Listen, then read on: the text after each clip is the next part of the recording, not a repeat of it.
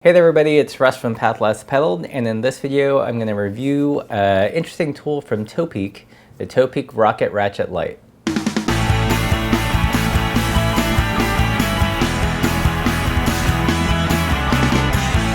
So this particular tool I've had for over a year, and I use it for both at home and when we're traveling. There's a lot I like about this tool and a couple things I dislike, so let's jump into the review. So first off, I don't know if this is really a feature with the Ratchet Lite, but it's actually fun to use. It makes repetitive tasks like putting on and taking off fenders or putting on and removing a rack actually kind of fun. There's something a little bit more pleasant about the experience with using the Ratchet instead of constantly inserting the tool, turning it, and reinserting the tool if you can't get a full revolution. So another cool thing about this tool is because it does use a 1/4-inch driver, which is pretty standard, you can actually expand it. It comes with a series of bits that are already pretty useful, but let's say if you wanted to add a small extension bar or even a box end wrench, since it is a standard bit driver, you can always add to the system or replace things in the system if you happen to lose them. The ways that we typically use this tool is, like I mentioned before, if we have to pack up bikes and have to take off the racks,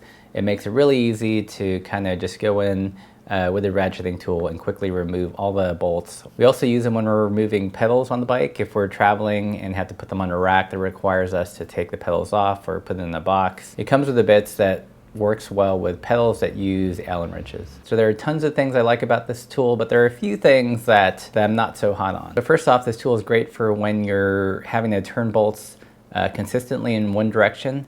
But if you're kind of fine-tuning tension on something where you have to loosen and tighten it, for example, if you're straightening out your saddle or adjusting the tension on your headset, then it can be kind of a pain. Because of its bit nature, it's also really inconvenient when you're working on a part of a bike that requires multiple wrench sizes. For example, the headset, if your stem bolts are 4mm, but the stem cap is a 5, and you have to switch back and forth, that can be a bit of a drag.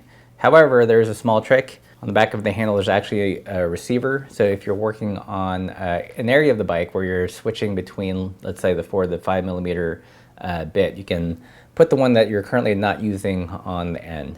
One last bummer is kind of the case that this comes with. On this particular version, it just has these kind of elastic little pockets, which generally hold the bits in pretty well, but I have had it where they kind of vibrate out during a ride and I have to find the individual bits in my bike bag.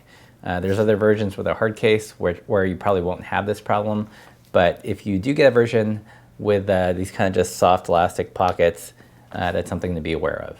So that's it for our look at the Rocket Ratchet Lite multi-tool by Topeak. If you have any questions, leave those in the comments below. If you liked the video, don't forget to give it a thumbs up and subscribe to the channel. And if you want to get your very own, I've put in an affiliate link in the video description below. Thanks for watching.